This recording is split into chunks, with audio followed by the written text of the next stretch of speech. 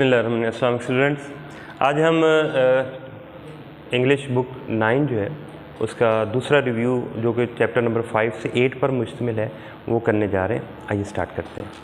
First one है branches of the tree were covered with blanket of snow. Blanket of snow in this sentence we find an example of. इसमें 4 options दी गई हैं: alliteration, personification, simile, metaphor. As usual हम इनकी मुख्तसर definition देखते हैं।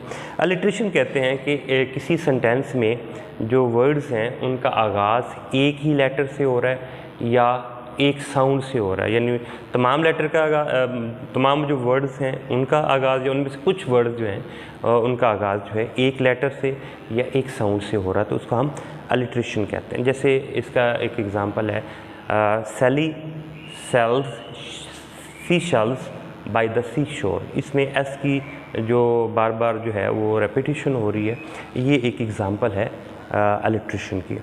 पर्सोनिफिकेशन किसे कहते हैं? पर्सोनिफिकेशन में आप देखिएगा इसका आगाज़ जैसे पर्सन, इसमें पर्सन जो है एक शख्स को कहते हैं, तो पर्सोनिफिकेशन का मतलब होगा कि इन अगर ह्यूमन क्वालिटीज़ जो हैं, इंसानी क्वालिटीज़ जो हैं वो किसी नॉन ह्यूमन चीज़ों के साथ वो उसको एट्रीब्यूट किया जाए, अस्क्राइब किया जाए, तो इसको हम पर्सोनिफिकेशन कहते हैं। जैसे हम कहते हैं आज समंदर बड़ा उदास है, the sea is very sad today, ठीक है। या हम कहते हैं the daffodils were dancing in the breeze, कि उसके हवा में वो डांस कर रहे थे, तो ये पर्सोनिफाई कर रहे हैं, वरना वो डांस नहीं करते हैं, ठीक है। डांस तो है वो इंसान करते हैं, तो इंसान की जो ह्यूमन क्वालिटीज़ है डांस की वो हमने उसके साथ एस्क्राइब कर दी, उसके साथ जोड़ दी डैफोडिल्स के साथ। अच्छा, तीसरा है सिमिली। सिमिली क्या होता है? जैसे हम वर्ड कहते हैं सिमिलर कहते हैं, तो दो मुख्तलिफ चीज़ों को किसी खूबी की बिना पर उनको कंपेयर किया जाता है। दो डिफरेंट चीज़ें होती हैं, बिल्कुल डिफरेंट चीज़ें होती हैं, उनमें कोई मुश्तरका खूबी होती है, कॉमन क्वालिटी होती है, जिसकी बिना पर उनको आपस में कंपेयर किया जाता है और उसके कंपैरिजन के लिए लफ्ज़ एज़ या लाइक लगाया जाता है, तो वो सिमिली कहलाता है। जैसे he is brave like a lion, तो अब दो मुख्तलिफ हैं, जैसे इंसान है और लायन है, दो मुख्तलिफ ये स्पीशीज़ हैं, तो हमने कहा लाइक के ज़रिए उनकी जो क्वालिटी है वो ब्रेवरी है जो मुश्तरक है, तो अब इसको हम सिमिली कहेंगे। मेटाफर क्या होता है? मेटाफर ये होता है कि दो मुख्तलिफ जो चीज़ें हैं उनके दरमियान किसी कॉमन खूबी की बिना पर उस खूबी का दोनों में कंपैरिजन किया जाता है, लेकिन उसमें एज़ या लाइक का वर्ड यूज़ नहीं किया जाता, बल्कि बराह रास्त एक चीज़ को दूसरी चीज़ करार दे दिया जाता है। जैसे हम कहेंगे वो शेर की तरह बहादुर नहीं है, बल्कि वो कहेंगे he is a lion, he proved a lion in the battle. तो यहाँ पे जो अब ब्लैंकेट ऑफ स्नो है वो मेटाफर की एग्जाम्पल है। सेकंड वाला देखिएगा, keep up your moral, keep up your moral. अब यहाँ पे जो मोरल है इसकी 4 ऑप्शन दी गई, वेल्थ है, फॉर्टिट्यूड है, सेक्शन है, वॉइस है। तो इसका मोरल का मतलब होता है जो आपका हौसला होता है, जो करेज होती है जो आपका, उसको हम फॉर्टिट्यूड कहते हैं। तो फॉर्टिट्यूड इसकी एक एग्जाम्पल होगी, यानी बी ऑप्शन होगी इसमें। थर्ड पे है the floors are covered with carpets. अब कवर्ड जो है वो अंडरलाइन किया गया है, the underline word is an antonym of. अब यहाँ पे हमने कवर्ड, जो आपको पता है किसी चीज़ को ढांपना, ढांक देना, ठीक है, उसका एंटोनिम बताना है। अब यहाँ पे है स्प्रेड है, एक्सपोज्ड है, स्ट्रेच्ड है, इनक्लोज्ड है, तो इसका जो अपोजिट होगा वो एक्सपोज्ड होगा, जो कि ज़ाहिर होता है, जो अयां होता है, जो नज़र आ रहा होता है। ऑप्शन इसमें बी होगा। नंबर 4 पे the little birds are piping yet. छोटे जो परिंदे हैं वो अभी भी चहचहा रहे हैं, अभी भी वो गुनगुना रहे हैं, तो इसका सिनोनिम हमने बताना है। उसके 4 ऑप्शन है, ट्विटरिंग है, क्राइंग है, वीपिंग है, येलिंग है। तो इसका जो ए ऑप्शन है ट्विटरिंग जो है वो होगा। अब ग्रामर पोर्शन है, इसमें देखिएगा चूज़ द करेक्ट ऑप्शंस। इसमें फर्स्ट वन है the police dispersed the crowd.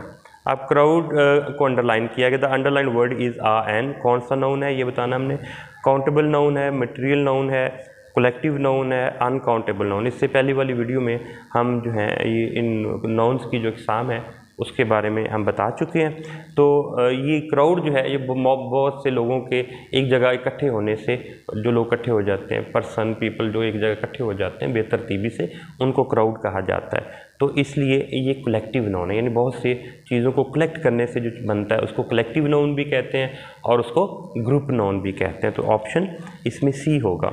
Second में देखिएगा, the dog sat his master. अब इसके बाद हमने प्रेपोजिशन लगानी है और बताना है कि जो डॉग है वो अपने मालिक के कहाँ बैठा है। अब यहाँ पे देखिए बिसाइड उसके बिल्कुल साथ बैठा है, अलॉन्ग उसके साथ साथ, जैसे किसी रोड वगैरह के साथ साथ चलते हैं, या अक्रॉस होता है एक पॉइंट से लेके दूसरे पॉइंट तक जो स्ट्रेच कर रहा होता है, ओवर होता है उसके बिल्कुल ऊपर। तो ये बिसाइड इसकी सही ऑप्शन है। Wait I return. अब यहाँ पे हमने बताना है कि कौन सा यहाँ पे वर्ड लगेगा। बिफोर है, अनलेस है, इफ़ है, टिल है। तो इसमें जो है टिल इसकी जो सही ऑप्शन है। नंबर 4 देखिए, I heard a noise from the room. मैंने एक आवाज़ सुनी, कहाँ से आ रही थी, केम, कमिंग, कम, विल कम। अब यहाँ पे जो हियर है उसके बाद जो है हम जेरेंड लगाते हैं। तो जेरेंड वर्ब की आईएनजी वाली फॉर्म होती है, लेकिन ये बतौर वर्ब काम नहीं करती, बल्कि ये बतौर नाउन फंक्शन करती है। तो I heard a noise coming from the room. Number 5 पे, ही स्पोक वेरी लाउड। वो बड़ी बुलंद आवाज़ से उसने गुफ्तगू की या बोला। The underlined word is an adverb. अब यहाँ पे थोड़ी सी जो देखिएगा, अब ये दिखना कि एडवर्ब ऑफ मैनर है, फ्रीक्वेंसी है, डिग्री है या टाइम। अब यहाँ पे दो एडवर्ब जो हैं इकट्ठे कर दिए गए हैं। तो मेरा ख्याल बुक में थोड़ी सी इसमें करेक्शन होनी चाहिए, इसलिए कि दो, जैसे लाउड है वो एडवर्ब ऑफ मैनर है और ये स्पोक को मॉडिफाई कर रहा है कि वो कैसे बोला, लाउड। अब लाउड जो है उसको जो दूसरा मॉडिफाई कर रहा है, एडवर्ब दूसरा मॉडिफाई कर रहा है, वो वेरी है, और वेरी जो है वो एडवर्ब ऑफ डिग्री है। तो मेरे ख्याल में वेरी को अलग से अंडरलाइन किया जाना चाहिए था और लाउड को अलग से किया जाना। अब दोनों इकट्ठे हैं तो यहाँ पे हम डिग्री को जो है चूज़ करेंगे। डिग्री का मतलब है हाउ मच, कितना ज़्यादा। नंबर 6 पे देखिएगा, वी वॉच्ड हिम गो। हमने उसे जाते हुए देखा। तो गो जो है उसको अंडरलाइन किया गया है। अब यहाँ पे इसके ऑप्शन हैं, पास्ट पार्टिसिपल है, जेरेंड है, प्रेजेंट पार्टिसिपल है, इन्फिनेटिव है। तो आइए इनका भी मुख्तसर सा ज़रा जायज़ा ले लें कि ये हैं क्या। पास्ट पार्टिसिपल जो होता है वर्ब की थर्ड फॉर्म होती है, लेकिन ये बतौर वर्ब यूज़ नहीं होता, बल्कि बतौर एडजेक्टिव जो है वो काम करता है। जैसे हम कहें अ टायर्ड डांसर, एक डांसर है, नाउन है, वो किस तरह का, वो टायर्ड है। टायर्ड जो है वो वर्ब की थर्ड फॉर्म है, लेकिन बतौर वर्ब यूज़ नहीं हो रहा, बल्कि यहाँ पे बतौर एडजेक्टिव यूज़ हो रहा है। अच्छा, दूसरा देखिएगा प्रेजेंट पार्टिसिपल।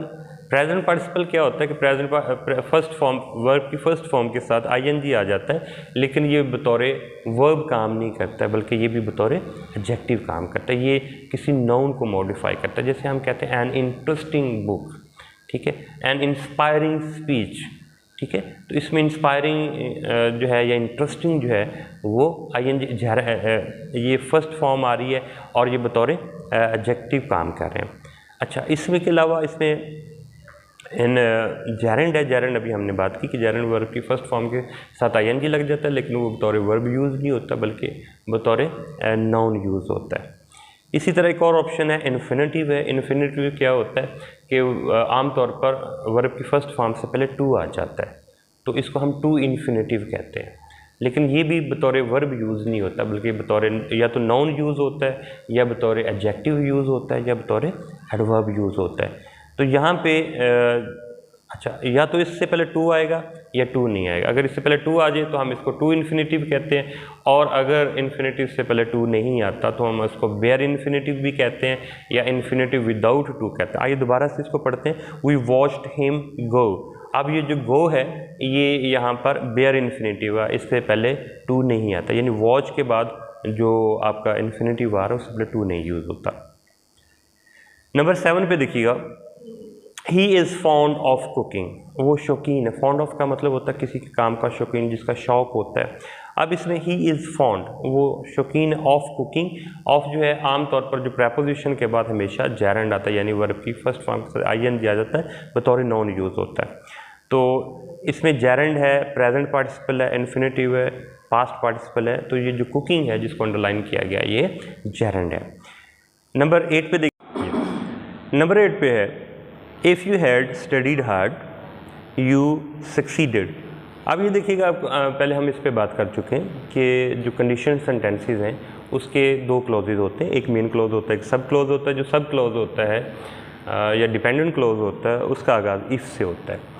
अब ये थर्ड कंडीशनल है। थर्ड कंडीशनल में क्या होता है कि इफ़ वाला जो क्लॉज है उसके अंदर जो सब्जेक्ट के बाद वो हैड आता है और वर्ब की थर्ड फॉर्म आती है, जबकि दूसरे हिस्से में या तो वुड हैव आता है या कुड हैव आता है या माइट हैव आता है, ठीक है, और उसमें भी वर्ब की थर्ड फॉर्म आती है। यानी यूँ समझ लें कि जो दोनों क्लॉजेज हैं दोनों में थर्ड फॉर्म आती है। तो ये if you had studied hard you would have succeeded. अगर आप मेहनत करते तो आप कामयाब होते।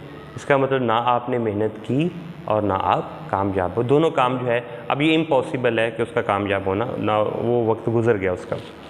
नंबर 9 पे देखिएगा the shoe is pressing on my to.